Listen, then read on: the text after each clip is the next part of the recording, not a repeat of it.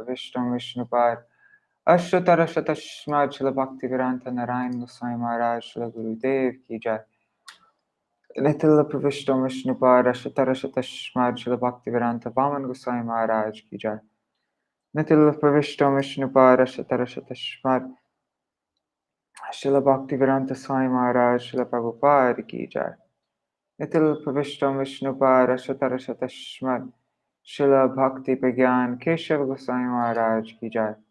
नितिल प्रविष्टम विष्णुपाद अष्टोत्तर शतश्मार शिल भक्ति सिद्धांत सरस्वती गोस्वामी प्रभुपाद की जय। नितिल प्रविष्ट महाभागवत शिल गोक्षरस बाबूजी महाराज की जय। नितिल प्रविष्ट शिल सच्चिद आनंद शिल भक्ति विनोद ठाकुर की जय। नितिल प्रविष्ट वैष्णव सार्वभौम शिल जगन्नाथ दास बाबूजी महाराज की जय।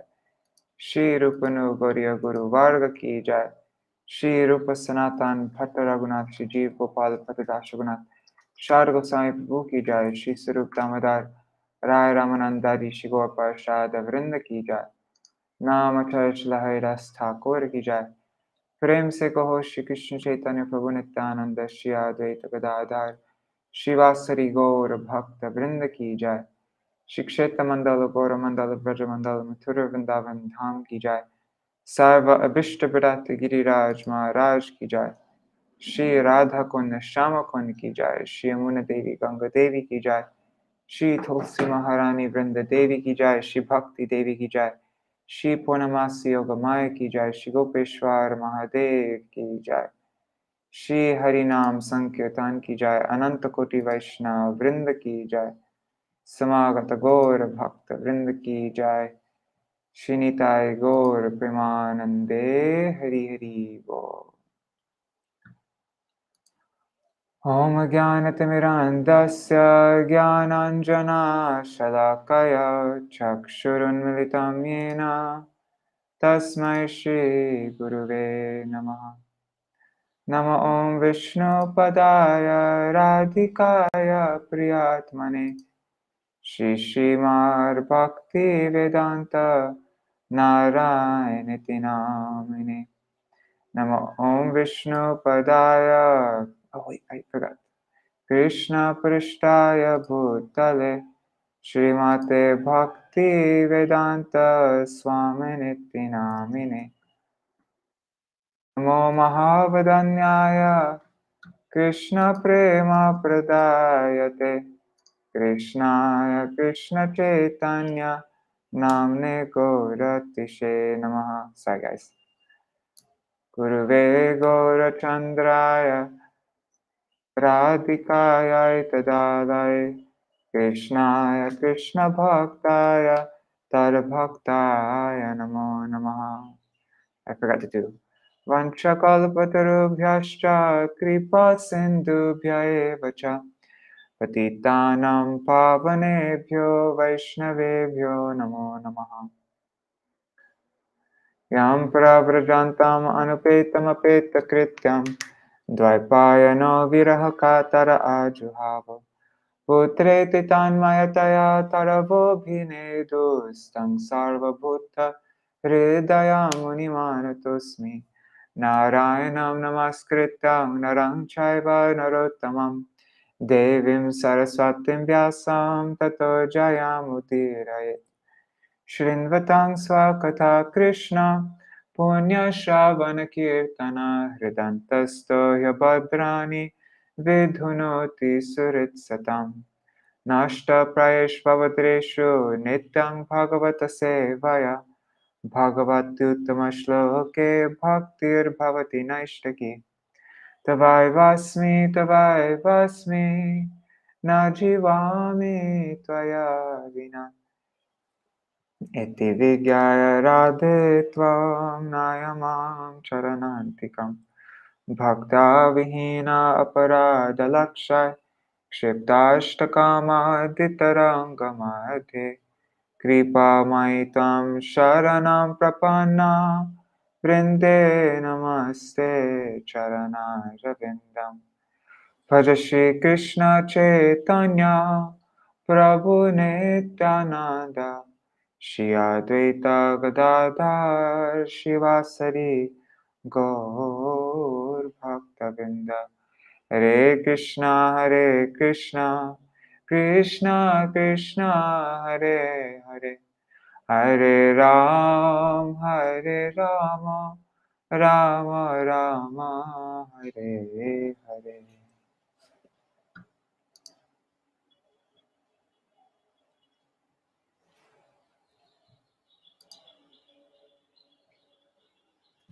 Dandavat pranams Gargaraji, Rup Manjari Didi, Raseshwari Mataji, Prajumna Prabhu, Mantramurti Mataji, Indira Mataji, Dandavat pranams to all of you. Hari Bol.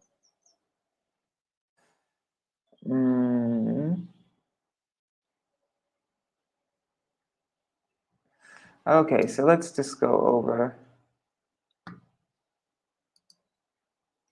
Okay, so in chapter 9, Indra killed Vishwarup, and then he distributed his sinful reactions. And then Vishwarup's father Twashta performed a sacrifice to kill Indra. And then Vṛtāsura appeared with fearful features. He swallows the weapons of the demigods. And then the demigods, they approach the Lord. And they pray to the Lord, "Let us take unparalleled shelter of the Lord, whom even death fears. He protected us, and earlier he protected Brahma. May the Lord be visible before us. May the Lord be visible to us, for we cannot see him due to our independent mentality." And then the Lord appears before them, and then the demigods pray to him, "We offer our respectful obeisances to you. We cannot understand Vaikuntha. Only the topmost sannyasis can realize you. It is difficult to understand you, but contradictions in you can be resolved by considering your inconceivable potency. You inspire duality, but there is no duality in you. You are the supersoul. Devotees never give up bhakti. You are the Lord of threes. Please take another incarnation to kill Vṛtāsura. Please relieve us by your mercy. Nothing is unknown to you." Then the Lord instructs the demigods.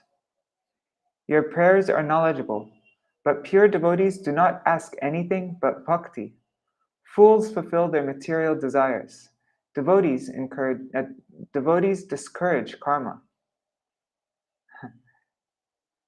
And that's what the demigods are doing. They're just engaging in karma. Anyways, he says, "Approach Dadichi and beg for his body. Vishwakarma will make a thunderbolt with his bones. Vṛtāsura is my devotee and will not harm you."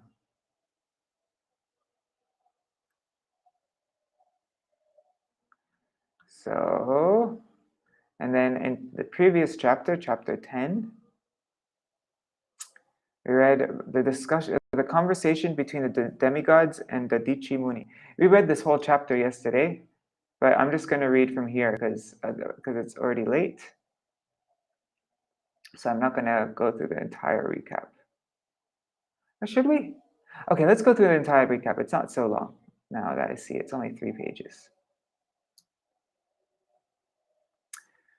Conversation between the demigods and the Dadichi Muni.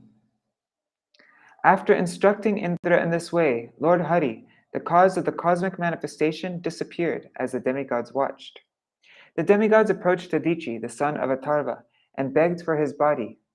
Liberal Dadichi smiled and jokingly spoke as follows.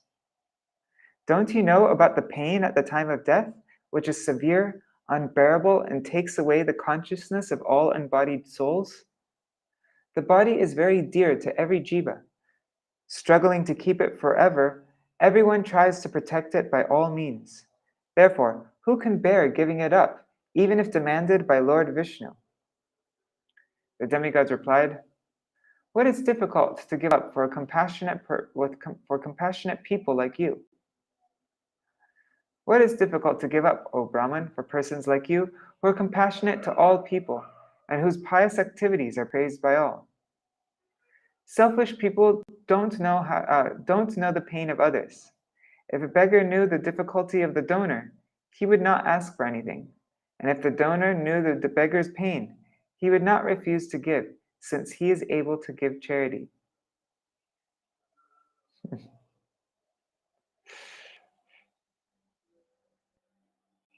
You're compassionate. Wait, that's not difficult for you to commit suicide for us.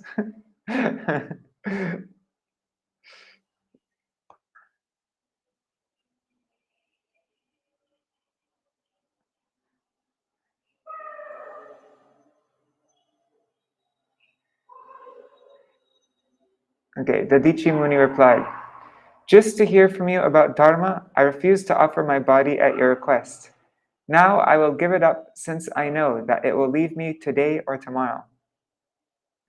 One who has one who has no compassion for humanity in its suffering, and does not sacrifice his impermanent body for the higher causes of Dharma and eternal glory, is pitied even by the immovable beings." That's a heavy one. Imperishable religious practice. Those religious principles are appreciated as imperishable by exalted persons, and which one laments for the distress of others and rejoices at their joy. That's a beautiful one. This body, which is eatable by jackals after death, may perish at any moment. The body, its riches, and relatives must all be engaged for the benefit of others, else else they will be sources of misery. Dadichi gave up his body by placing himself at the lotus feet of the Lord. He controlled his senses, life force, mind, and intelligence. Absorbed in trance, he did not perceive his body separating from himself. Indra took up the thunderbolt manufactured by Vishvakarma, charged with Dadichi's power. It's made from Dadichi's bones, wasn't it? And endowed by the Lord's potency. Riding an Airavata, surrounded by the demigods and praised by the sages, Indra appeared glorious, giving delight to the three worlds. Indra angrily attacked Vṛtāsura, surrounded by the leaders of demoniac armies, just as Rudra had formerly attacked Antaka, Yamaraj. I don't know that story about Rudra attacking Yamaraj. At the end of Satya Yuga and the beginning of Treta Yuga, in the first Yuga cycle of the Vaivasvata Manvantar, a fierce battle took place between the demigods and the demons, headed by Vṛtāsura, on the bank of the Narmada River in the higher planets. King Indra was shining effulgently, carrying the thunderbolt, surrounded by Rudras, Vasus, Adityas, Ashwini Kumars, Pitris, Vahinis, Maruts, Ribus, Sadhyas, and Vishvadevs. It was intolerable to see for the demons. So that was the army of the demigods. Now here's the army of the demons. Thousands of demons, demidemons, yakshas, rakshasas, headed by Sumali and Mali, and others such as Namuchi, Shambhara, Anarva, Dvimurdha, Rishabha, Asura, Hayagriva, Sankushira, Viprachiti, Ayamukha, Puloma, Vrishaparva, Praheti, Heti, and Utkala roared fearlessly like lions. All dressed in golden ornaments, they gave pain to the demigods with weapons like clubs and bludgeons. The demons attacked the demigods with lances, tridents, axes, swords, shatagnis, and bhushundis, and scattered all the chiefs of the demigod armies. And then the demigods defeat the demons. The demigods were covered by arrows like the stars. They're covered by arrows like the stars are covered by dense clouds.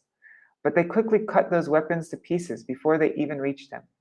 The demons showered mountain peaks, trees, and stones on the demigods, but they nullified them by breaking them to pieces in the sky. The demons became afraid when they saw that the soldiers of King Indra were quite well and not at all injured by their weapons. The demons' attack on the demigods who were protected by Lord Krishna was futile, just as the harsh words of low persons do not affect saints. The demons, since they were not devotees of Lord Krishna, lost their pride in fighting.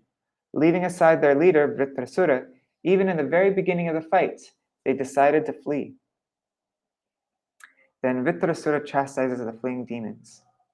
Vṛtāsura, a great-minded hero, seeing his army broken and all the demons fleeing from the battlefield out of intense fear, smiled and spoke as follows.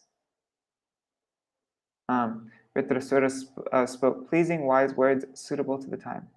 O Viprachiti, O Namuchi, O Puloma, O Maya, Anarva, and Shambhara, please hear me. Death is unavoidable, and Providence has not provided a means to escape it.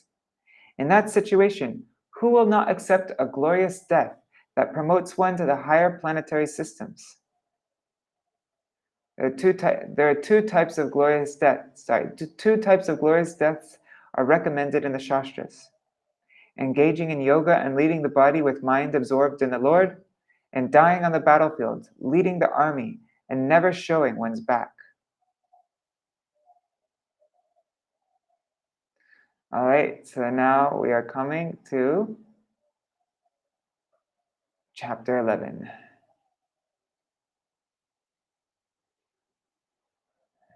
One second, let me open up.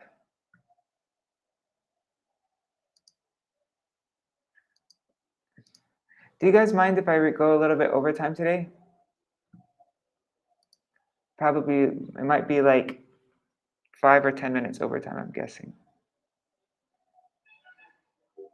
The transcendental qualities of Vṛtāsura, chapter 11. This chapter describes Vṛtāsura's great qualities. When the prominent commanders of the demons fled, not hearing when there's all the time there's periods instead of commas, and so it confuses me.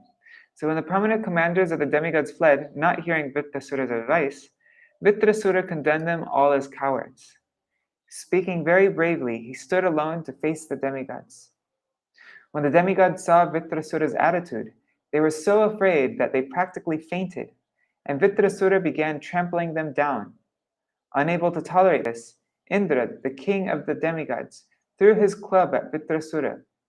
But Vṛtāsura was such a great hero that he easily caught the club with his left hand and used it to beat Indra's elephant.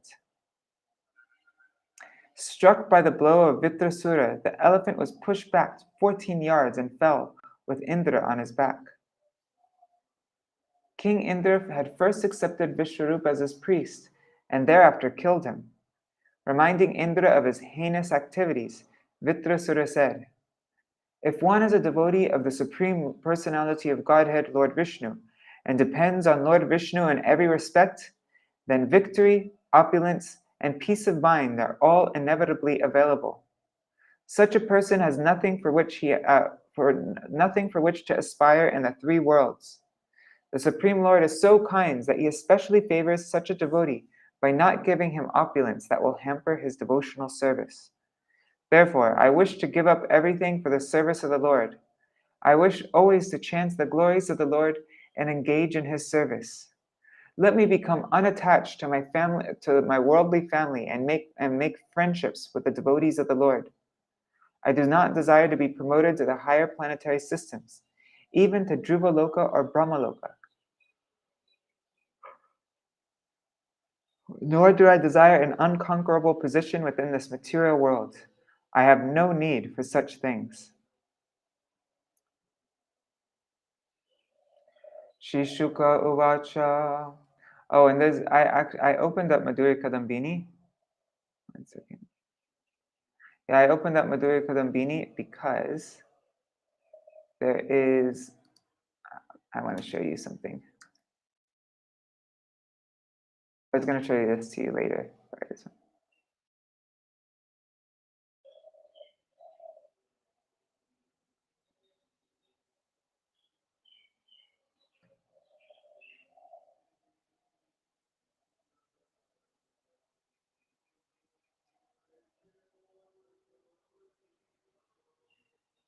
Anyways, I think we can read this when we get to the spot.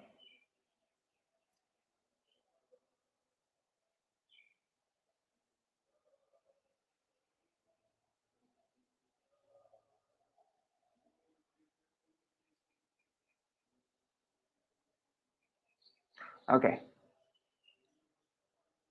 Yeah, we'll read that when we get to the end of this chapter. Alright. Shri Shuka Uvacha Ta evam Shangshato Dharmam Vachapatyo Rachetasa Naiva Grinanta Sampranta Palayana Paranripa. Sri Shukadev Goswami said, O king, Vṛtāsura, the commander-in-chief of the demigods, advised his lieutenants in the principles of religion, but the cowardly demoniac commanders, intent upon fleeing the battlefield, were so disturbed by fear that they could not accept his words.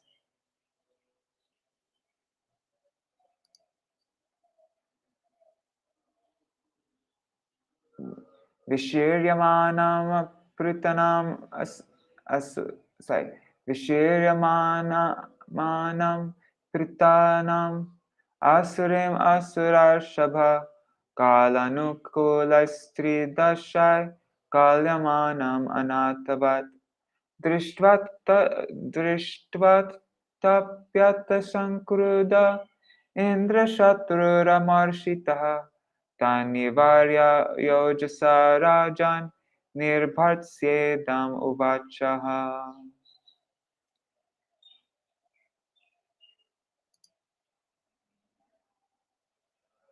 O King Parikshit, the demigods, taking advantage of a favorable opportunity presented by time, attacked the army of the demons from the rear and began driving away the demoniac soldiers, scattering them here and there as if their army had no leader. Seeing the pitiable condition of his soldiers, Vṛtāsura, the best of the asuras, who is called Indrashatru, enemy of Indra, was very much aggrieved. Unable to tolerate such reverses, he stopped and forcefully rebuked the demigods, speaking the following words in an angry mood.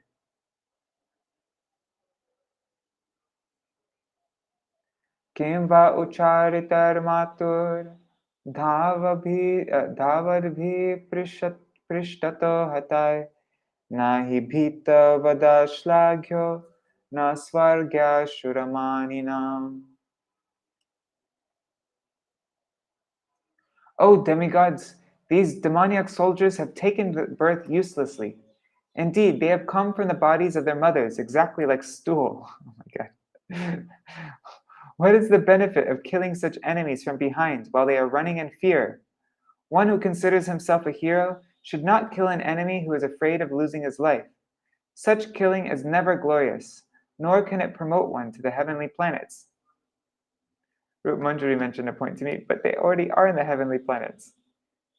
I guess it's not fitting for them. Let's see what Srila Prabhupada says. Purport by Srila Prabhupada.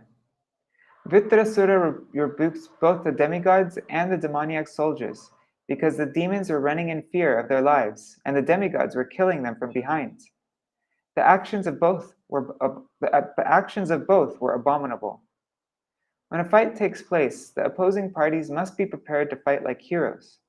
A hero never runs from the field of battle. He always fights face to face, determined to gain victory or lay down his life in the fight. That is heroic. Killing an enemy from behind is also inglorious.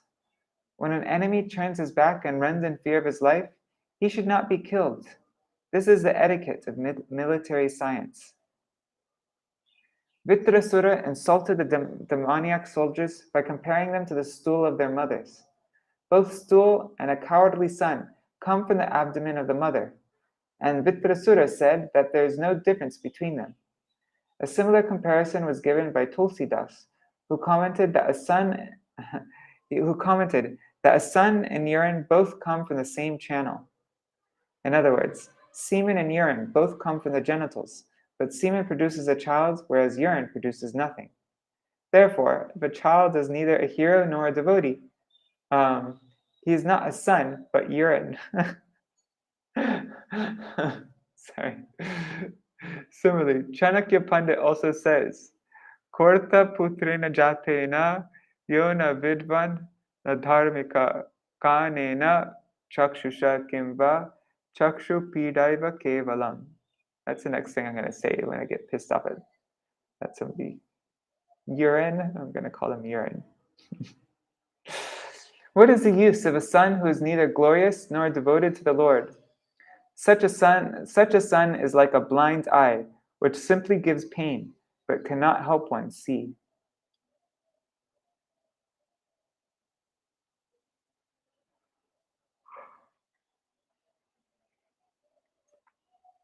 Yadiva pradhane shraddha saram vakshu laka hridi agritishtat matram me nachir gramya sukhe spriha.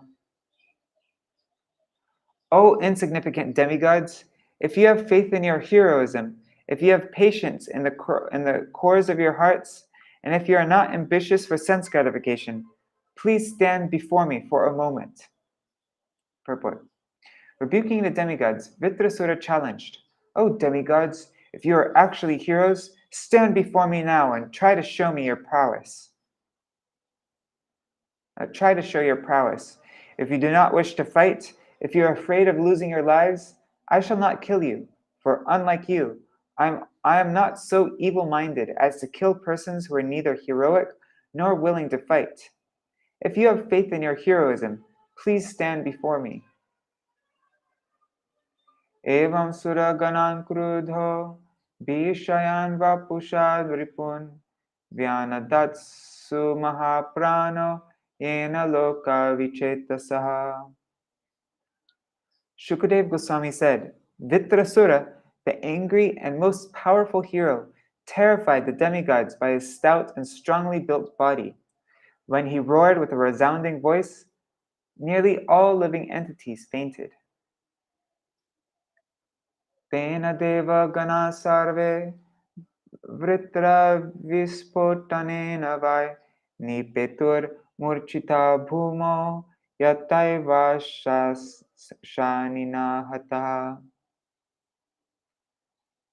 When all the demigods heard Vṛtāsura's tumultuous roar, which resembled that of a lion, they fainted and fell to the ground as if struck by thunderbolts.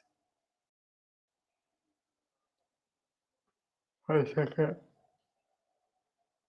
Mamardha padbhyam surasanyamaturam nimilataksham ranaranga durmada gam kampayan udata shula ojasa nalam vanam yutta patiryaton mata.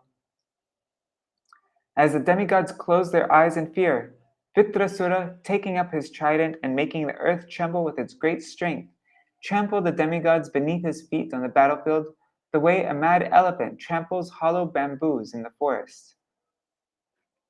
Vilokatam vajradharotami marshita sashatrave bidravate mahagadam chikshepatam atpatatim sadushsaham jagraha vamena karena lilaya. Seeing Vṛtāsura's disposition, Indra, the king of heaven, became intolerant and threw at him one of his great clubs, which are extremely difficult to counteract. However, as the club flew toward him, Vṛtāsura easily caught it with his left hand. So Indra Shatru Kupito Vrisham Taya Mahendra Vaham Gadayoro Vikrama Jaghana Kumbha Stala Unnadamrade Tat Karma Sarve Samapujayan Ripa. O King Parikshit, the powerful Vṛtāsura, the enemy of King Indra, angrily struck the head of Indra's elephant with that club, making a tumultuous sound on the battlefield. For this heroic deed, the soldiers on both sides glorified him. That's interesting. Not bad. That's so funny. On both sides, they glorified him.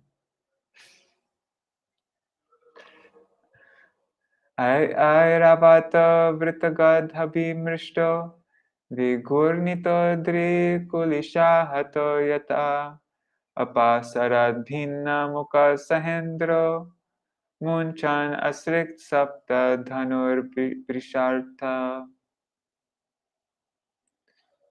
Struck with the club by Vṛtāsura like a mountain struck by a thunderbolt, the elephant Airavata, feeling great pain and spitting blood from his broken mouth, was pushed back 14 yards.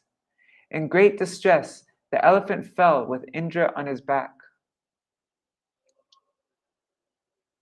Nasannavahaya vishana chetase prayonkta bhuya sagadam mahatma Indro mritasyandi karabhimarsha vita vyatakshata vahovataste. When he saw Indra's carrier elephant thus fatigued and injured, and when he saw Indra morose because his carrier had been harmed in that way, the great soul Vṛtāsura, following the religious principles, refrained from again striking Indra with the club. Taking this opportunity, Indra touched the elephant with his nectar-producing hand, thus relieving the animal's pain and curing its injuries. Then the elephant and Indra both stood silently. Satang nirpendra havakamyaya ripum vajrayudam bhratri hanam vilokya smarangscha tatkarma nrishang samangha shokena mohena hasang jagada. O king, when the great hero Vṛtāsura saw Indra, his enemy, the killer of his brothers, standing before him with a thunderbolt in his hands, desiring to fight, Vṛtāsura remembered how Indra had cruelly killed his brother. Thinking of Indra's sinful activities, he became mad with lamentation and forgetfulness. Laughing sarcastically, he spoke as follows. Shri Vitra Uvacha Deshta Bhavan Me Samavishtito Ripur Yo Brahmaha Guru Ha Bhratriha Cha Deshta Nrinodhyaham Asattamatvaya Machula Nirbhinna Drishad Dridachirat. Shri Vṛtāsura said, he who has killed a Brahman, he who has killed his spiritual master, indeed, he who has killed my brother, is now, by good fortune, standing before me face to face as my enemy. O most abominable one, when I pierce your stone-like heart with my trident, I shall be freed from my debt to my brother. Yo no grajasyatma vido dvijate Gurora papasya cha dikshitasya Vishravyakardkena Shirangsya vrishchat Pashor ivakarunak swargakama. Only for the sake of living in the heavenly planets, you killed my elder brother, a self-realized, sinless, qualified Brahman who had been appointed your chief priest.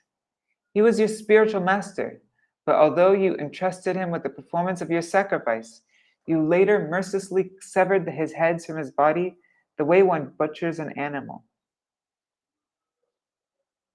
Shri Hridaya Kirtibir Ujitam Tvam Sakarmana Purushadaishta Garhyam Kritrena Machula Vibhina Deham Asprishavahnim Samadanti Gridhra.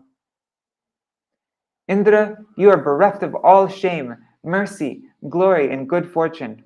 Deprived of these good qualities by the reactions of your fruitive activities, you are to be condemned even by the man-eaters, even by the Rakshasas.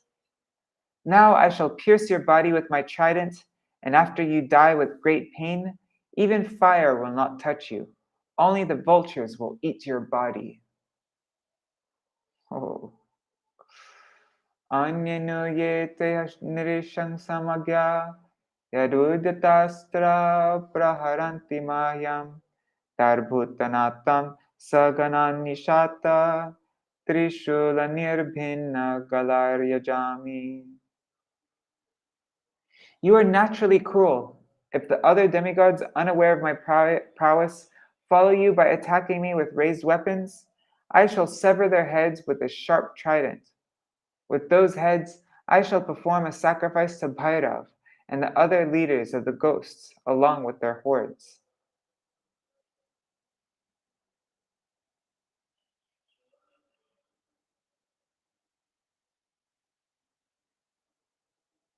A horde is a large group of people. A horde an army or tribe of nomadic warriors. Okay. Ato hare me kulishe navirya harta pramatkai vashiro yadiha tatra nrino bhuta balim vidhaya manasvinam padaraja prapatsye. But if in this battle you cut off my head with your thunderbolts and kill my soldiers, O Indra, O great hero, I shall take great pleasure in offering my body to other living entities such as jackals and vultures. I shall thus be relieved of my obligations to the reactions of my karma, and my fortune will be to receive the dust from the lotus feet of great devotees like Narad Muni. Purport.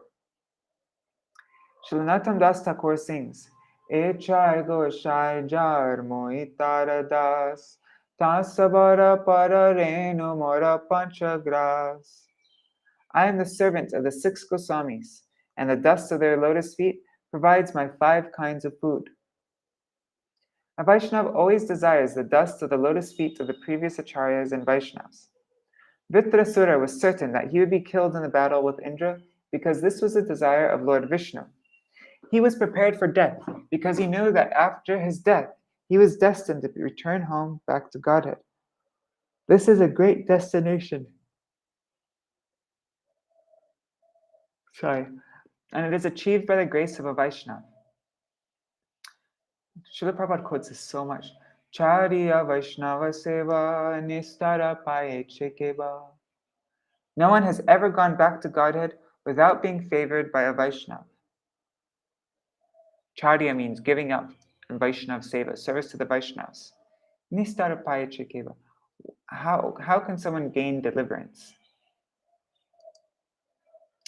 In this verse, therefore, we find the words Manas Vinam Padaraja Prapatsye.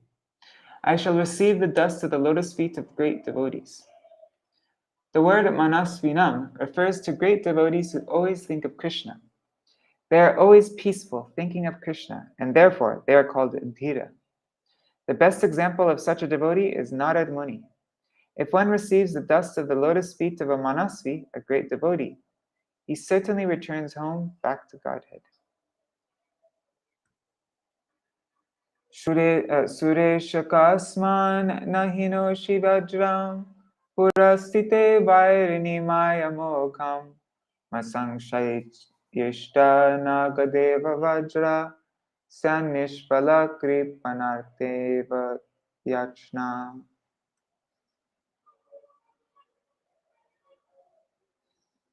O King of the demigods, since I am your enemy and am standing before you, why don't you hurl your thunderbolt at me? Although your attack upon me with your club was certainly useless, like a request of money from a miser, the thunderbolt you carry will not be useless. You need have no doubts about this. Purport. When King Indra threw his club at Vṛtāsura, Vṛtāsura caught it with his left hand and retaliated it by using it to strike the head of Indra's elephant. Thus, Indra's attack was a disastrous failure. Indeed, Indra's elephant was injured and thrown back 14 yards. Therefore, even though Indra stood with the thunderbolt to hurl against Vṛtāsura, he was doubtful, thinking that the thunderbolt might also fail. Vṛtāsura, however, being a Vaishnava, assured Indra that the thunderbolt would not fail, for Vṛtāsura knew that it had been prepared in accordance with the instructions of Lord Vishnu. Although Indra had doubts because he could not understand that Lord Vishnu's order never fails, Vṛtāsura understood Lord Vishnu's purpose. Vṛtāsura was eager to be killed by the thunderbolt manufactured according to Lord Vishnu's instructions because he was sure that he would thus return home back to Godhead. He was simply waiting for the opportunity of the thunderbolts being released. In effect, therefore, Vṛtāsura told Indra, "If you want to kill me, since I am your enemy, take this opportunity. Kill me. You will gain victory, and I shall go back to Godhead. Your deed will be equally beneficial for both of us. Do it immediately." Nanvesha vajrastava shakra tejasa harer dadiches tapasa tache tejita tenaiva shatram jahi vishnu yantrito yato harir vijayashir gunastata. O Indra, king of heaven, the thunderbolt you carry to kill me has been empowered by the prowess of Lord Vishnu and the strength of the Dichi's austerities. Since you have come here to kill me in accordance with Lord Vishnu's order, there is no doubt that I shall be killed by the release of your thunderbolt. Lord Vishnu has sided with you. Therefore, your victory, opulence, and all good qualities are assured. Purport.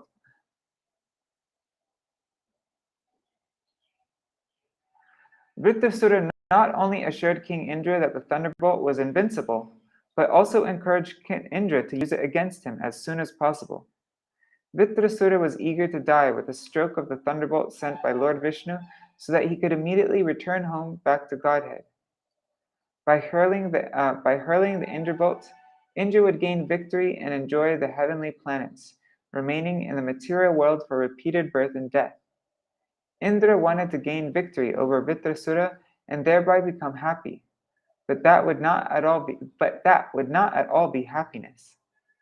The heavenly planets are just below Brahmaloka, but as stated by the Supreme Lord, Krishna, Abrahma Bhuvanal Loka Punar Avatinarjuna. That's Bhagavad Gita 8:16. Even if one achieves Brahmaloka, he must fall down to the lower planetary systems again and again. However, if one goes back to Godhead, he never returns to this material world.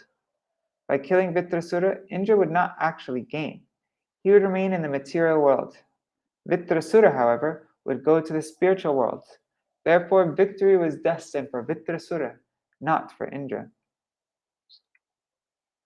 Aham samadhaya mano yatahana sankarshanastad charanarvinde tvarvraja ramho lulita gramo pasho gate munir yam yapaviddaloka.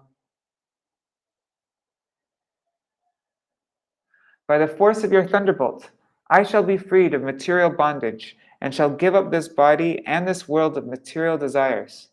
Fixing my mind upon the lotus feet of Lord Sankarshan, I shall attain the destination of such great sages as Narad Muni, just as Lord Sankarshan has said. Purport. The words Aham Samadhaya Mana indicate that the most important duty at the time of death is to concentrate one's mind. If one can fix his mind on the lotus feet of Krishna, Vishnu, Sankarshan, or any Vishnu Murti, his life will be successful. To be killed while fixing his mind at the lotus feet of Sankarshan, Vṛtāsura asked Indra to release his Vajra, or thunderbolt. He was destined to be killed by the thunderbolt given by Lord Vishnu. There is no question of its being baffled. Therefore, Vṛtāsura requested Indra to release the thunderbolt immediately, and he prepared himself by fixing his mind at the lotus feet of Krishna. A devotee is always ready to give up his material body, which is described herein as Gramya Pash, the rope of material attachment. The body is not at all good. It is simply a cause of bondage to the material world. Unfortunately, even though the body is destined for destruction, fools and rascals invest all their energy and faith in the body, and are never eager to return home back to Godhead.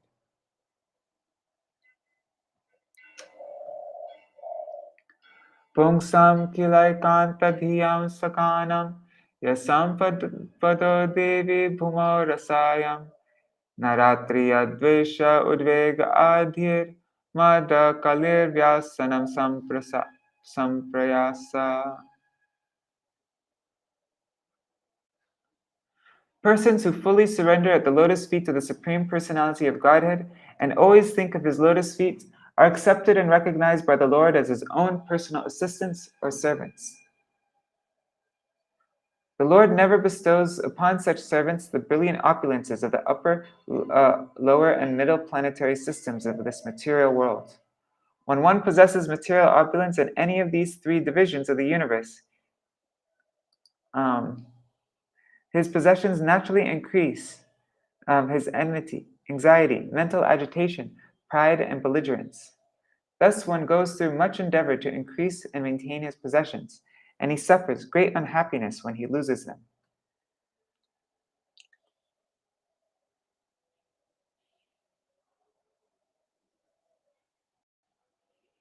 In Bhagavad Gita 4:11, the Lord says, Ye yatamam padyante tang sataiva bhajamyaham mama vartmanu vartante manushya partha sarvasha.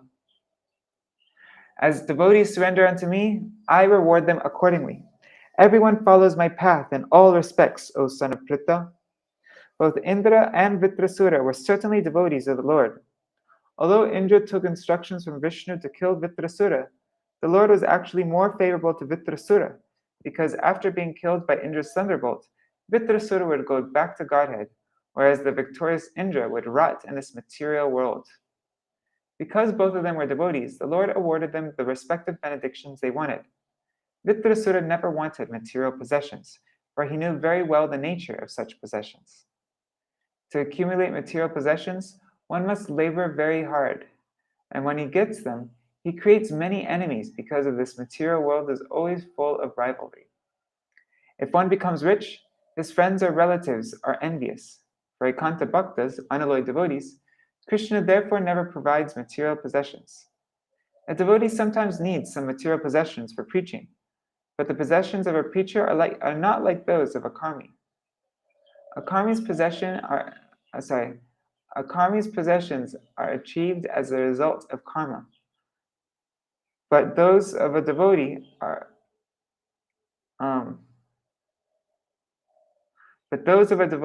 arranged by the Supreme Personality of Godhead just to facilitate his devotional activities. So the devotee doesn't have any karma. Everything that he undergoes is given to him directly by the Lord.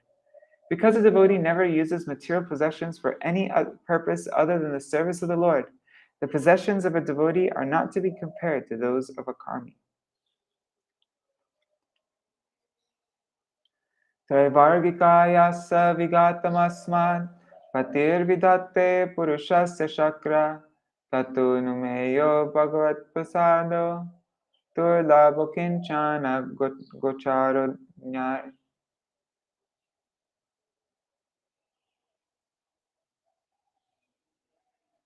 O Lord, the Supreme Personality of Godhead forbids his devotees to endeavor uselessly for religion, economic development, and sense gratification.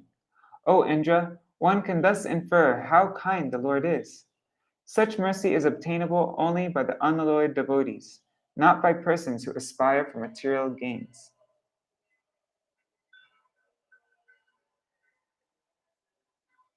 There are four objectives in human life, namely religiosity, dharma, economic development, artha, sense gratification, kam, and liberation, moksha, liberation from the bondage of material existence.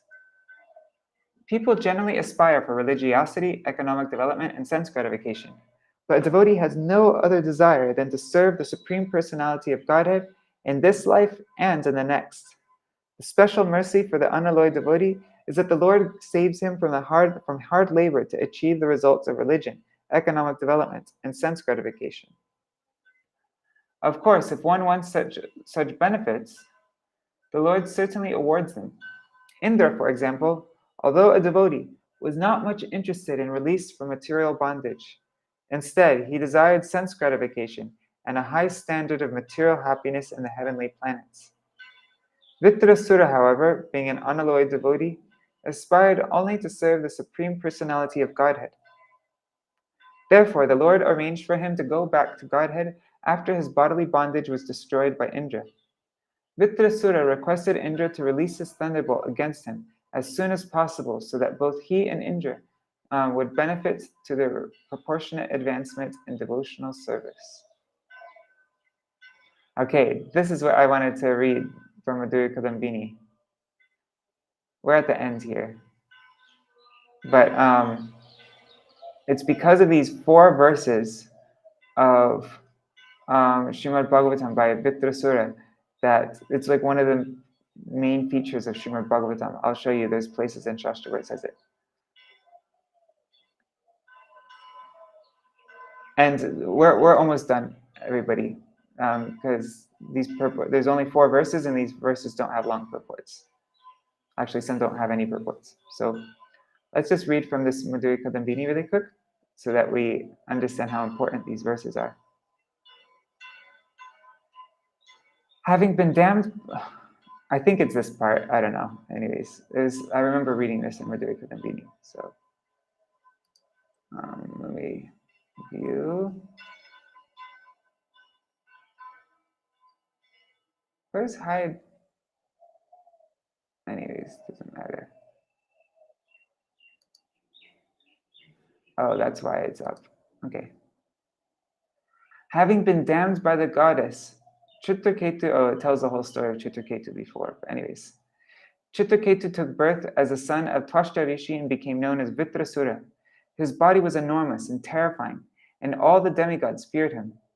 During a great battle with the demigods, Indra, carrying a thunderbolt made of the bones of the Dichi Rishi, came to kill him. Ready to fight, Indra appeared before Vṛtāsura riding the elephant Airavata. Sri Bhagavan had instructed Indra to kill Vṛtāsura with the thunderbolt weapon, but it fell from his hand. Vṛtāsura picked up the weapon, but being greatly devoted to Dharma, he personally returned it to Indra, saying, "Kill me with this. I am not afraid, not even of time. Bhagavan Sri Shyam Sundar is before me, and I consider it my great fortune to be able to relinquish this demoniac material body as I gaze upon him." While having direct realization of Bhagavan, he prayed. And then it goes through these 4 verses. Thus, despite being in the body of a demon, Chitraketu, Vṛtāsura, not only remained immersed in remembrance of Bhagavan, but also achieved direct darshan of him. So we're going to come to these verses very soon, but I just wanted to read this. Jiva Goswami has quoted these 4 verses in his Priti Sandarbha, Anuched 72. In conclusion, writes, Tare Chat Chuda Pramod, this whole Sanskrit thing. Śrīmad-Bhāgavatam so Vilakshana Shri Bhagavat Lakshaneshu Purana Tereshu Ganyate Vṛtāsura Vadopetam Tad Bhagavat Ishyate iti. The meaning here is that Vṛtāsura's words reveal his immaculate prema for Bhagavan. This is why the account of the killing of Vṛtāsura is regarded as special within the Śrīmad-Bhāgavatam. Other Puranas also accept these prayers as uppermost among the features of the Śrīmad-Bhāgavatam. The Matsya Puran also states that the killing of Vṛtāsura has been described in a work entitled Bhagavat Puran. I remember once Vamsi Prabhu in his class, though, he was actually giving these references and showing that, like there is a verse from, I thought it was in here, maybe it's not in here. But there's a verse saying that Śrīmad-Bhāgavatam, like the way it defines Śrīmad-Bhāgavatam is, Śrīmad-Bhāgavatam is the book with the story of the prayers of Vṛtāsura. Like out of all the different parts of Śrīmad-Bhāgavatam was defined by these prayers. And so these prayers are uppermost among the features of the Śrīmad-Bhāgavatam. So yeah, this is very important. Let me just see if it actually gives those verses in here also. Vrit, I don't actually.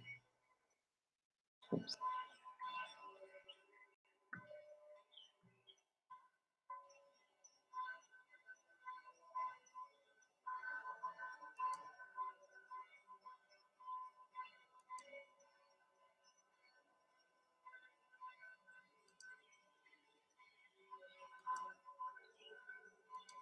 No. Anyways, you get the idea though.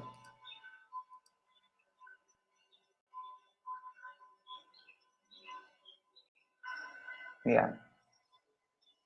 Anyway, so these verses are very important. When I was living in Jagannath Puri, Vamsi Prabhu made all the brahmacharis learn these 4 verses. He's the person in charge of the temple. Ahang hare tava padai kamola. My Gurudev gives beautiful purports of this actually. Dasanudasa bhavatasmi bhuya manasmaretasu pater gunangste grinita vakarma karotu kaya. O my Lord, O Supreme Personality of Godhead, will I again be... Oh, Will I again be able to be a servant of your eternal servants who find shelter only at your lotus feet? O Lord of my life, may I again become their servant, so that my minds may always think of your transcendental attributes.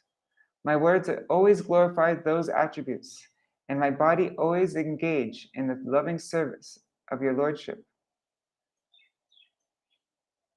Oh, may I again become their servant, so that my mind may always think of your transcendental attributes. My words always glorify those attributes, and my body always engage in the loving service of your Lordship. Purport. This verse gives the sum and substance of devotional life. One must first become a servant of the servant of the servant of the servant of the Lord, das anu das.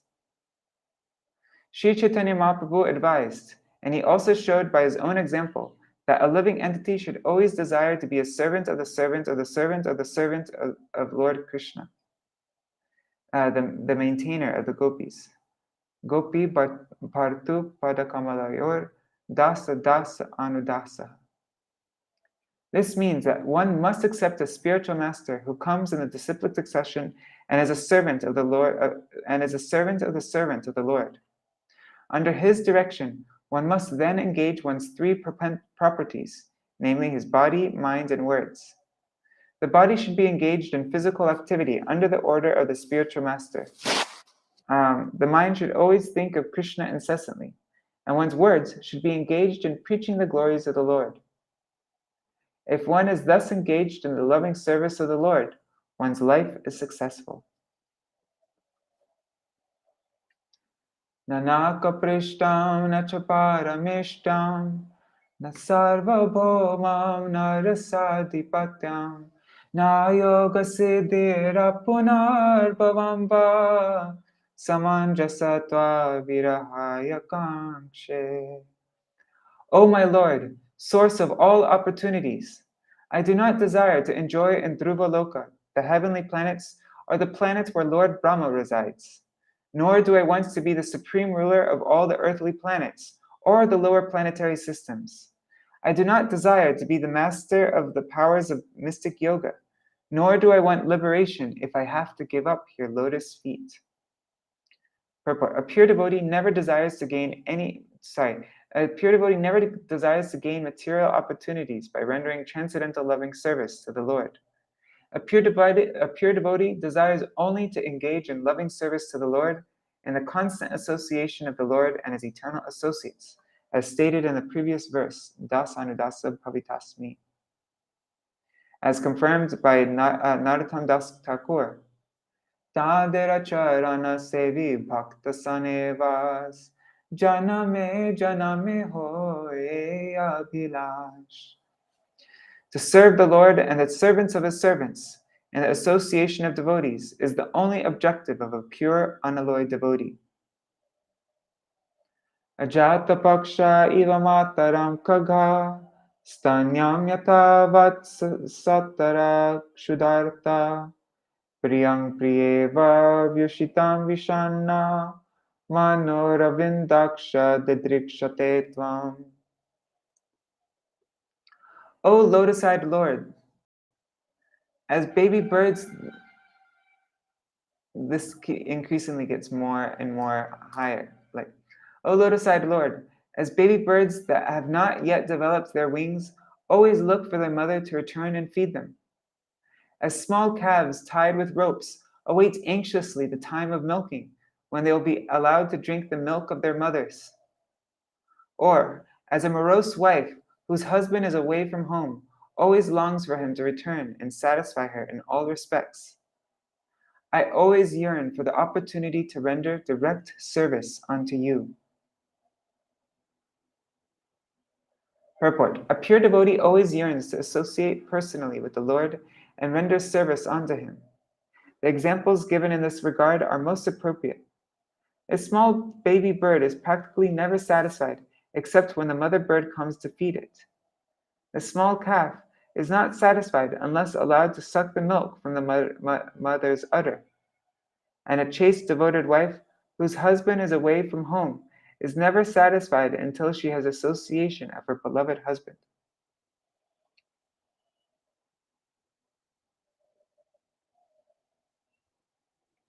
And these increasingly get higher because first he makes a prayer, may I be like a small baby bird who is never satisfied with anything but then he thinks, no, but this is, wanting something from the Lord. This is like worship. The baby bird wants the Lord wants the mother so that the mother will feed it. But I don't want the Lord to serve me. So then he gives another example, like a small calf who is not satisfied unless allowed to suck the milk from his mother's udder. But the same thing, but a chaste, devoted wife whose husband is away from home is never satisfied until she has association. This is filled with selfless love. And so that's the highest. I don't know. My Gurudev explained it something like that. I have to see if I can find it. Mamottama shloka janesu sakyam sangsara chakre brahmata sakarmabhi tanmaya yatmatmaja dara gehe shvasakta chittasya nanata bhuyat. O my Lord, my Master, I am wandering throughout this material world as a result of my fruitive activities. Therefore, I simply seek friendship and the association of your pious, enlightened devotees. My attachment to my body, wife, children, and home is continuing by the spell of your external energy, but I wish to be attached to them no longer. Let my mind, my consciousness, and everything I have be attached only to you. Thus end the Bhaktivedanta purports of the 6th canto, 11th chapter of the Śrīmad-Bhāgavatam, entitled The Transcendental Qualities of Vṛtāsura. While I sing my mantra, I'm going to see if I can find the thing for my Gurudev. Hare Krishna, Krishna Krishna, Hare Hare, Hare Rama, Rama Rama, Hare Hare, Hare Krishna, Krishna Krishna, Hare Hare, Hare Rama, Rama Rama, Hare Hare, Hare Krishna, Krishna Krishna, Hare Hare, Hare Rama, Rama Rama, Hare Hare. Gaur Hari Bol, Hari Bol, Hari Bol, Nitai Gaur Hari Bol, Nitai Gaur Hari Bol, Hari Bol, Hari Bol, Gaur Hari Bol.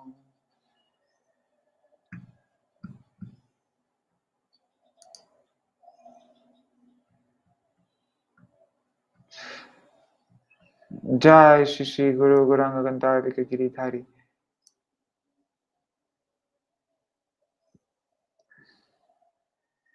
Okay.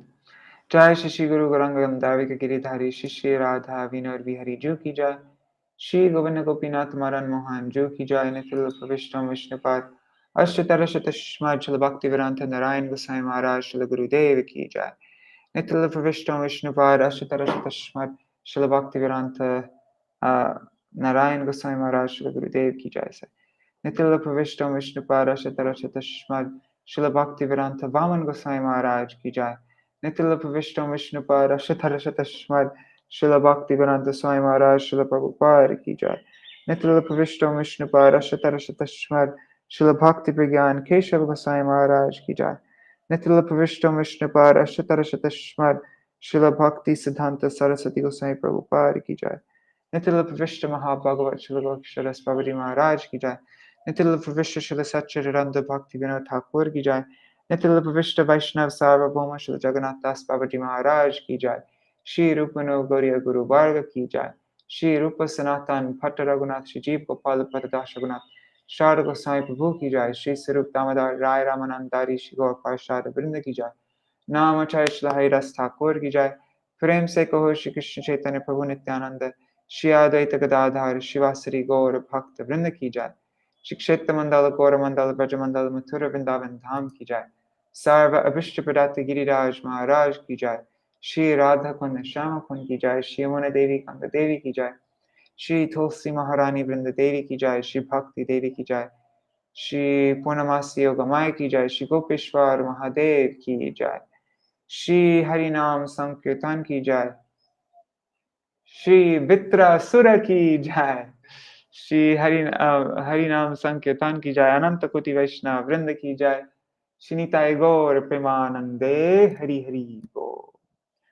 Vanchakalpati Vrindai Tulsi Devai Priyai Keshavashacha Krishna Bhakti Pradadevi Satyabatai Namo Namaha Vanchakalpatarubhyascha Kripa Sindhu Bhyaevacha Patitanam Pavanebhyo Vaishnavebhyo Namo Namaha. Dandavat pranams, everybody. Okay, so now that it's all over, you're free to go, but I wanted to find things by my Gurudev on this.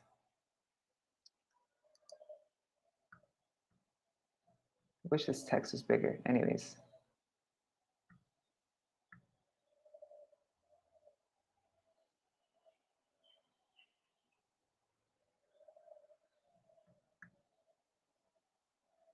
Wait, I want to see if I can find.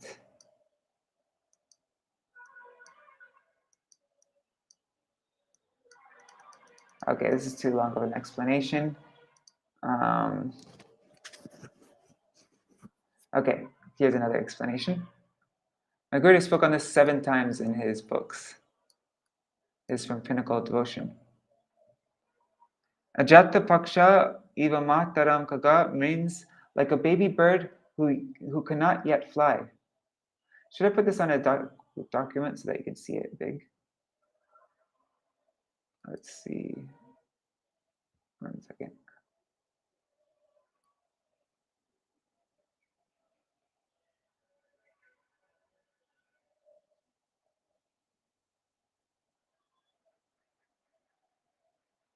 Here. I'm just going to make it big. Nice. I'll try doing notes. This works.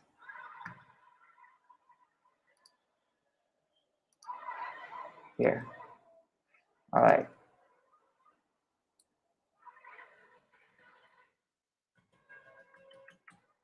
Okay. Ajata Paksha Iva Mataram Kaga means like a baby bird who cannot yet fly. O lotus-eyed Lord, Vṛtāsura prayed.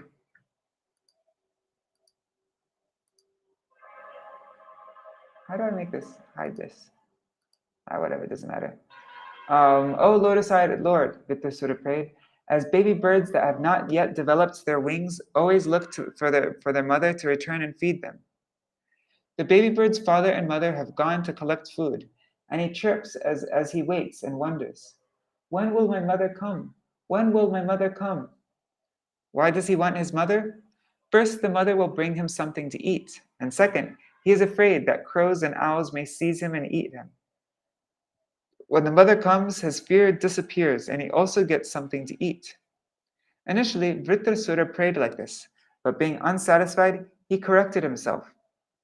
In the next part of his prayer, he said, as small calves tied with ropes anxiously wait for the time of milking so that they will be allowed to drink the milk of their mothers. In the morning, a mother cow goes to the pastures to graze. Upon her return, because her calf is tied up, he cannot go to her and to take her milk. So he is mooing, and although bound, he is jumping about as calves do. The master of the cow then comes to unite the calf, who jumps up and runs to his mother, taking the udder in his mouth and drinking. The reason he had mooed so loudly was that he wanted his mother to come and give him milk. What's the difference between the prayer of the bird and the prayer of the calf? The bird wants an insect or worm, which is outside the body of the mother. The bird wants an insect or worm which is outside the body of the mother, and he also wants his fear to go away. In the second instance, the calf is calling, "Mother, mother," and the cow comes and gives her her own milk. But the calf only wants the milk. The defect here is that the calf gives up his mother when his stomach is full. He then playfully wanders here and there, and when he is again hungry, he returns to his mother. Vṛtāsura felt that his prayer was still lacking. The hungry calf wept only for milk, and when he was satisfied, he had no further need for his mother. Vṛtāsura knew this and did not want to be like that. He therefore offered a third prayer, Priyam Priyeva Yushitang Vishanam. As a morose wife whose husband is away from home always longs for him to return so that she can satisfy him in all respects. In the absence of her beloved husband, a wife always thinks of him and talks to her sons about him. She glorifies her husband's qualities to them, expresses her concern for his welfare, and describes how she will serve him upon his return by cooking for him and offering him fresh sweet water. There are three aspects in a beloved wife's service to her husband: uttering his name, always meditating on him, and serving him with her body. This third prayer is complete in devotion. In it, the word husband has actually not been used, but rather beloved. This relationship is even more than that of a husband and wife. It is not one of duty, but rather one of love. So it doesn't actually say husband. So this could be Parakya Bhav even. This could be the gopis with Krishna. Although Vṛtāsura played the role of a demon, he expressed his great desire to love Krishna. Just as a chaste lady who chants and remembers her husband's glories without any reason or desire for personal gain, so the pure devotee serves Krishna. This is a very important teaching of Śrīmad-Bhāgavatam. This history and that of Sri Prahlad Maharaj are very significant. Hearing about them, we try to imbibe their qualities. And let's see, there's my Gurudev quotes this. He doesn't quote this verse, he quotes all 4 verses all the time. But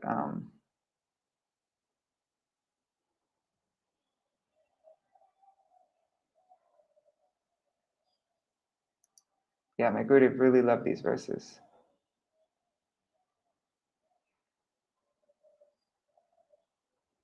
See, look, my Gurudev was teaching these shlokas in 2009.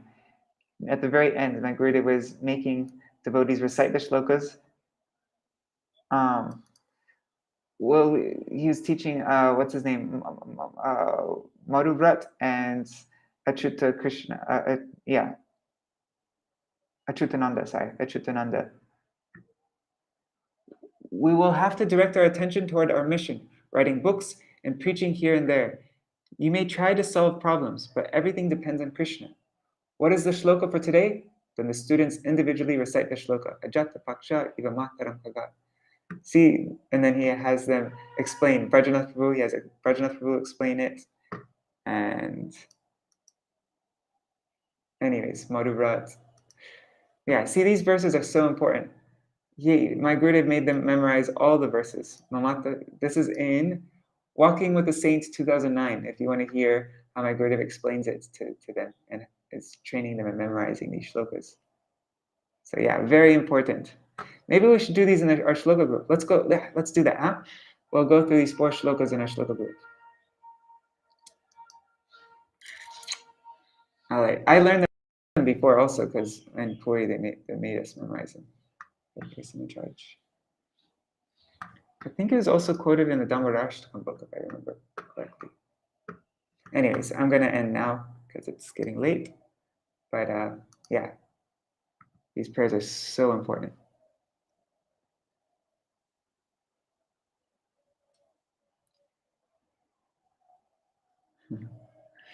All right, Dandavat pranams, everybody.